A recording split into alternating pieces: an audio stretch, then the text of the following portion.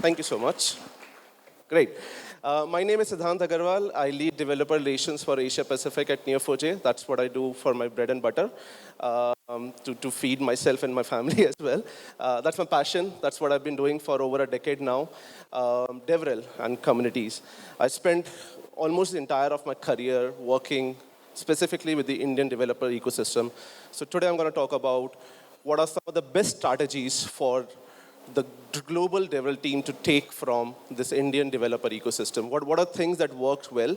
There are some assumptions, some misconceptions, and some challenges that, that they foresee, and then how can mitigate those challenges.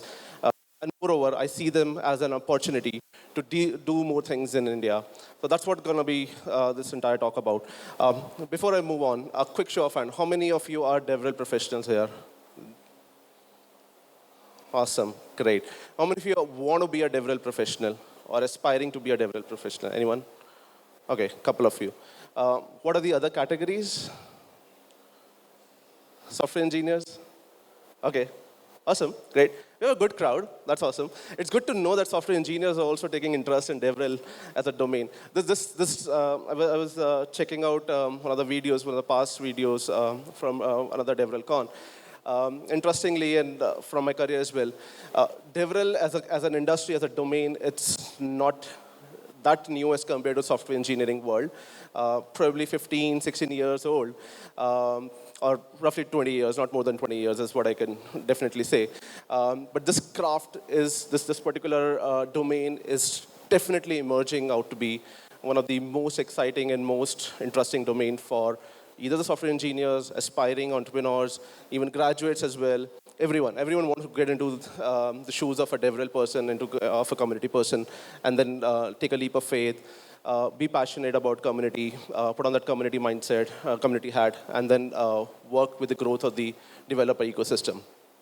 Okay, with this, I want to congratulate and give applause to the organizers of DevRelCon, Bangalore, for bringing this DevRelCon to India. Trust me, it takes tremendous amount of efforts and energy to bring a conference like this to India, to you, to everyone. So Aditya, Ritvi, Shubham, Himantika, please take a huge round of applause from everyone, from myself as well, for bringing DevRelCon to India. It's the first DevRelCon happening in India, and I'm sure it's definitely not the last one. We want to see more editions coming in Bangalore and across India as well. Kudos. Moving on. What do you think is the India's biggest strength in tech? Any guesses? Developers, yes. How many developers? Yes, developers, but how many developers? 100 million is still an overwhelming number, but no, 100 million is not the right number. Somewhere around, I mean, it's way too higher. Again, 17 million is way too higher. We're talking about roughly around 10 million. With a 1.4 billion population, we are the data developer capital of the world. We are talking about the 5th largest economy of the world, and soon going to be the 3rd largest economy in 2030.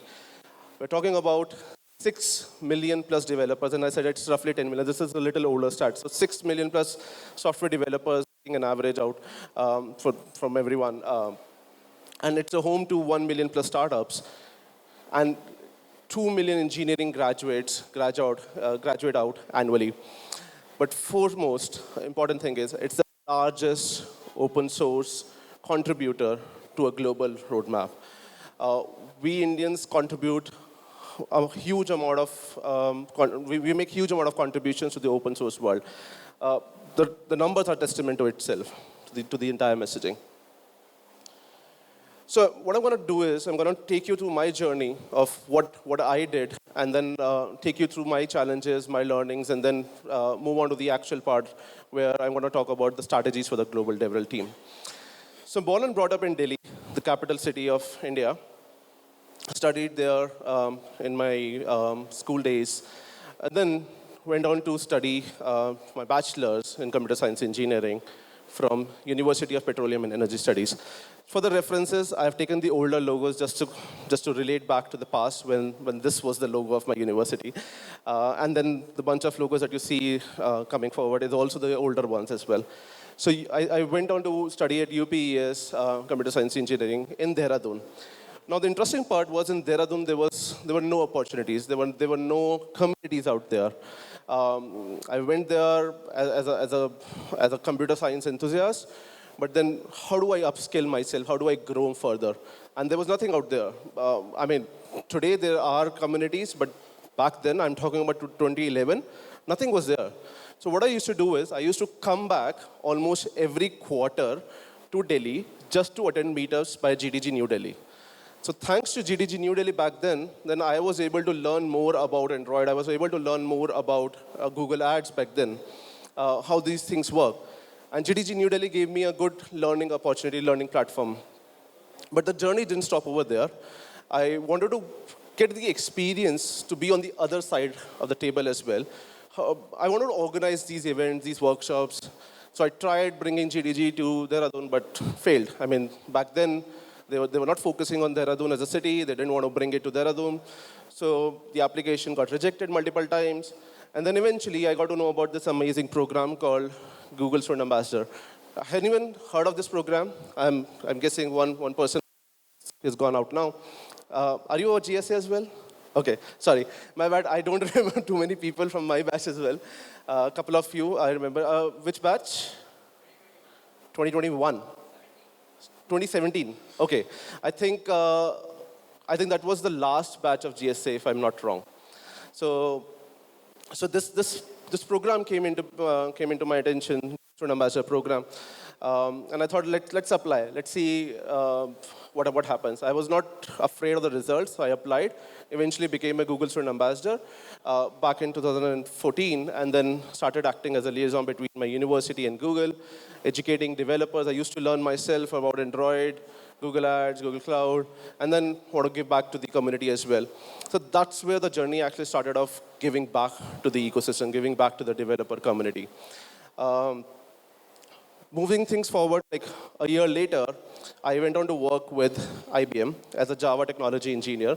I was developing IBM's own Java back then, taking care of the GPU multi-threaded programming environment of IBM's Java. Things were going fine. Almost a year later, I realized that this is not what I was meant for. This is not my calling. I want to do something which I am really meant to do. I mean, I was not born to program. I mean, no hard feelings for software engineers, just saying this as a message out here. So yes, definitely you do an awesome job, but I don't want to code and sit in front of a laptop the entire day. So I went on to work with IBM. A year later, I realized I want to find an alternate career, shift the paths, shift gears, and take control of my life. So that's when I moved out of IBM. Like, it was an instant decision. I moved out of IBM. So what to do next? That's when I was contemplating on multiple opportunities. I had thought of even giving UX design as a thought, UX research or UX design, or to go back to my software engineering world, or to maybe diverse into marketing, or maybe something which always I want to do is community, DevRel. Luckily, at that same point of time, I got to know about this company called Be Ahead. It's a small startup, a very small startup. They are based out of Bangalore, but they work with various clients like Intel, Google, Microsoft, and I got the luxury to work with these companies, help them with their consultancy projects. So this was a company which gave me my first stepping stone into the professional world of DevRel, professional world of program management, community management. Now, moving forward, fast forward to 2 years later, 2.5, 3 years later, I got the opportunity to work with Google. Now, the interesting story about Google is, when I applied, I was not being hired for the role which I applied for. 6 months it took me for the entire interview process to get over, and 6 months later, I was told that you're not being hired for the same role. You're being hired for a different role. I was applying for a role, and then they hired me for the DevRel role, the DevRel team in India, where I manage multiple programs, which I'm going to cover in a while. Google has been the highlight of my career so far, where I spent the most amount of time. And then I thought, okay, now I want to again switch gears. I want to further do something better, take a leap of faith. and I went out to work with a fintech startup. Money is always exciting to everyone, yes. I want to understand how the money moves, the entire money movement, where the money is coming from, where the money is going, how these companies are making money out of credit cards, how the banks are making money, how the fintech companies are making money. Back in those days, fintech was a boom, so I thought I'll take a leap of faith again and try to come up with something in the fintech plus developer community domain. Launch India's first fintech slash embedded finance developer community called Switch. Didn't fly out well, to be honest.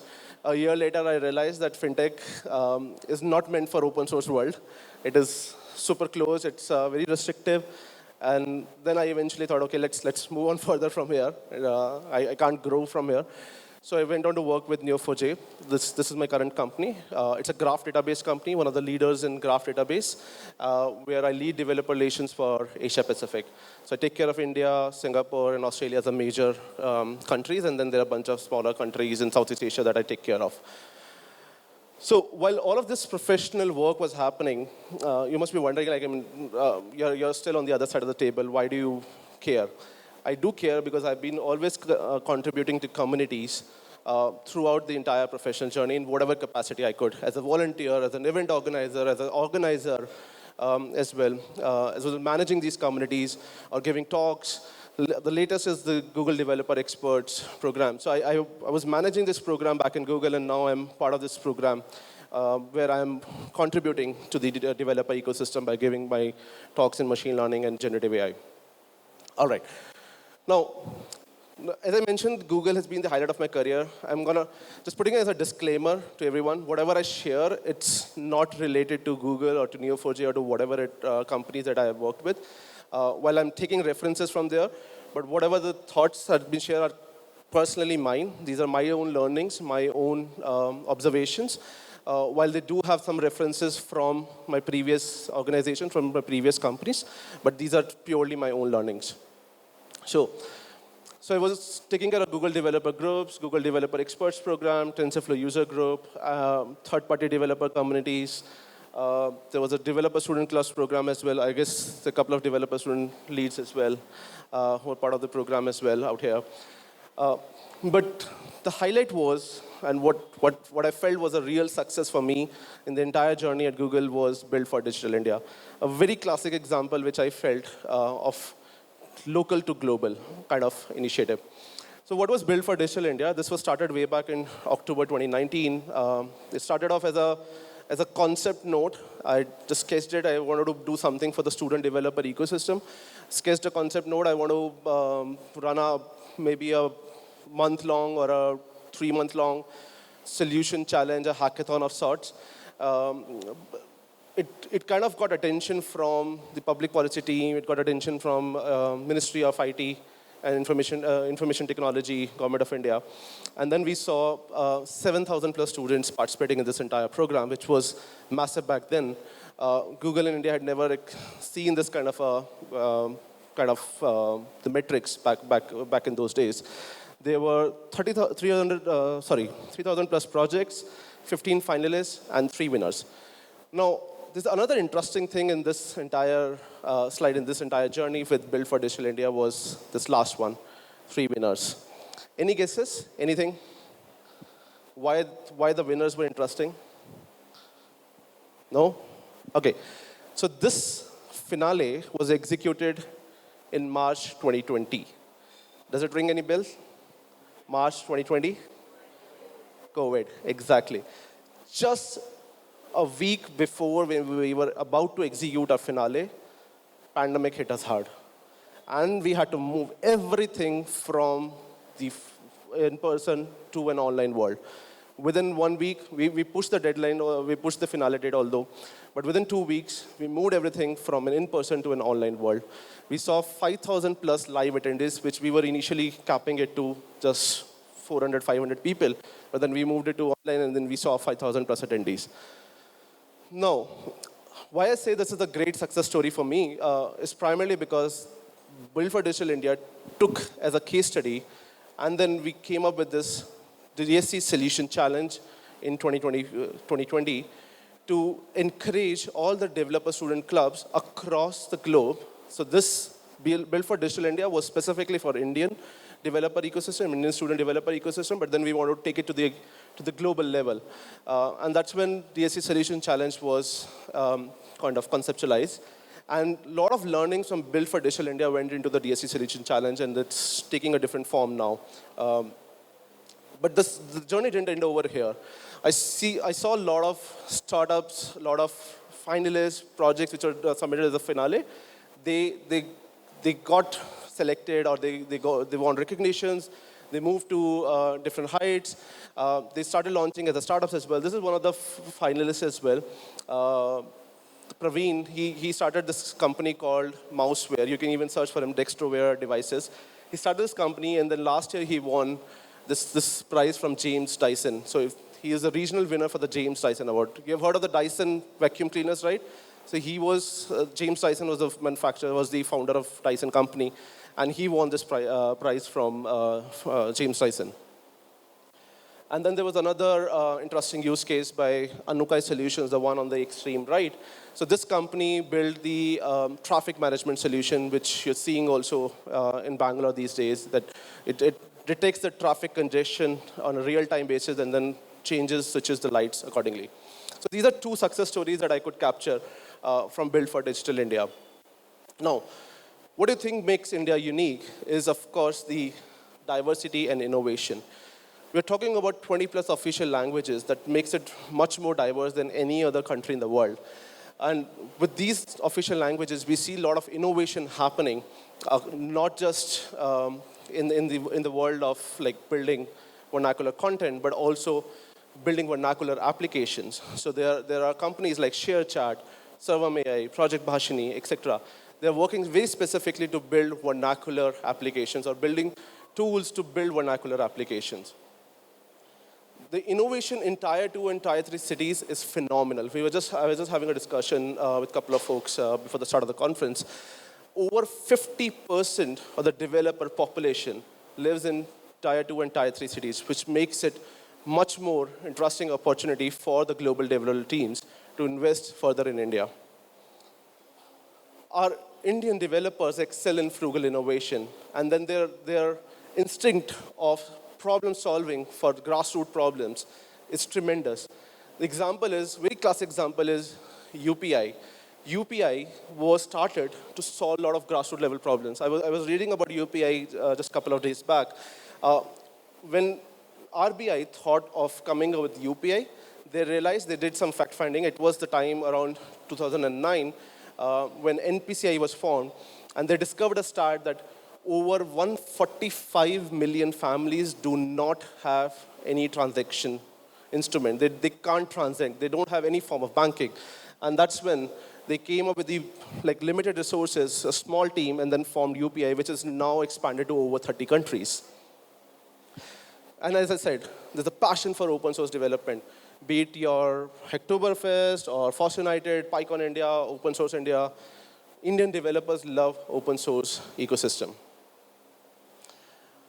And it's the third largest startup ecosystem in the world as well, and soon to become probably the biggest startup ecosystem in the world. We see 1,000 plus hackathons happening annually as well. So these are some of the reasons why I feel what makes India super unique.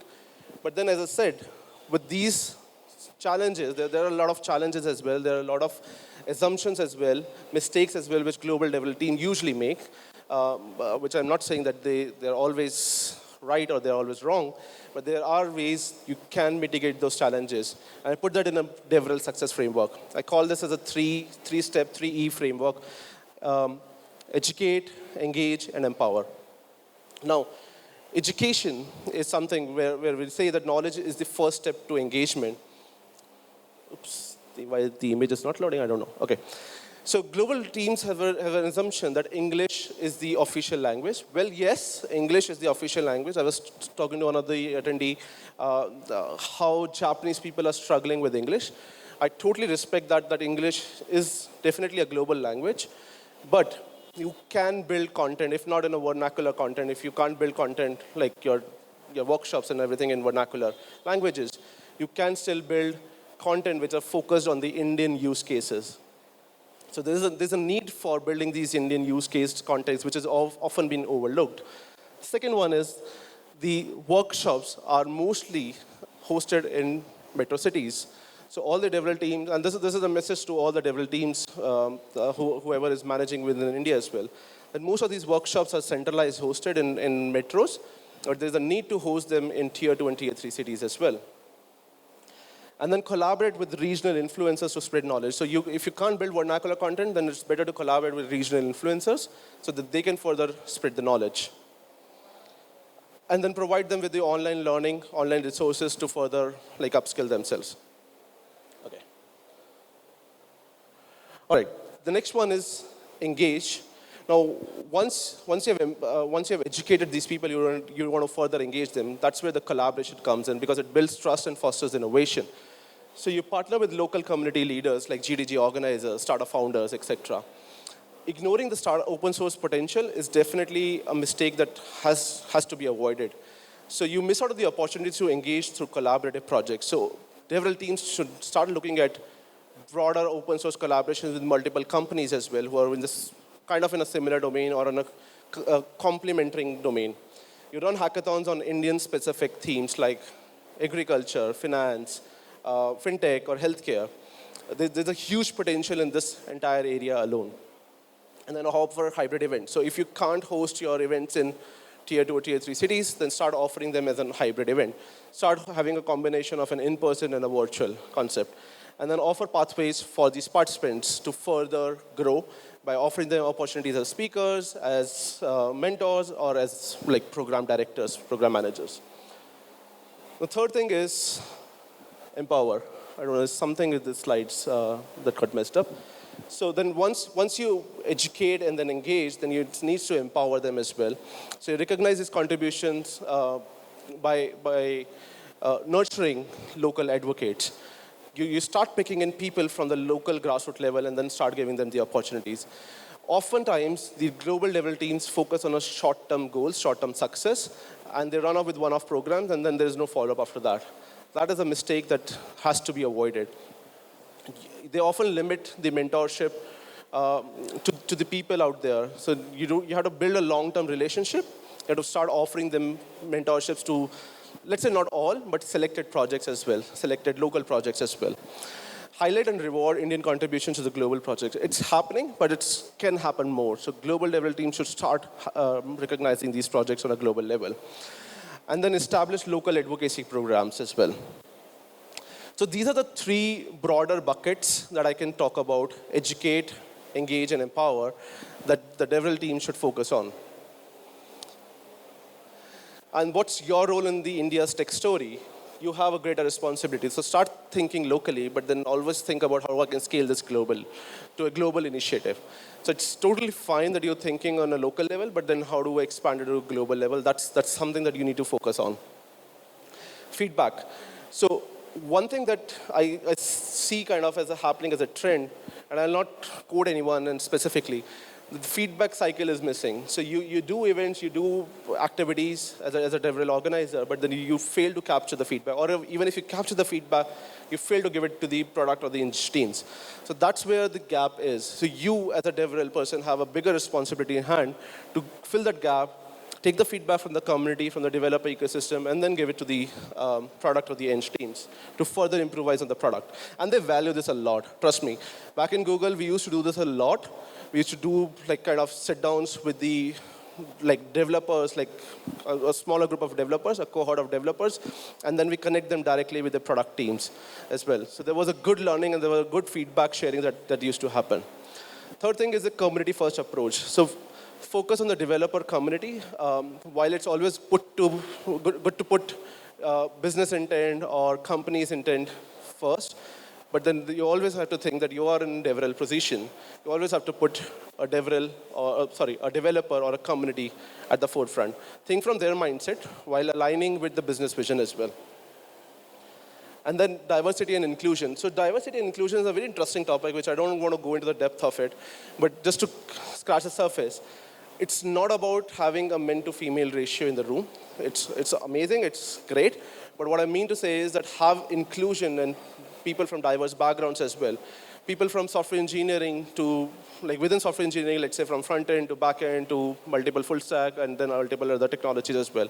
It could even mean people from different cities. So you should make it a pathway that I can have, if it's possible, that I should have people coming in from across the country, and how I can make it more inclusive as well. The language of communication, the code of conduct, and everything. It's a very interesting topic, diversity and inclusion. So think about diversity and inclusion also while you're designing these DevRel strategies. And last but not the least is collaboration and mentorship.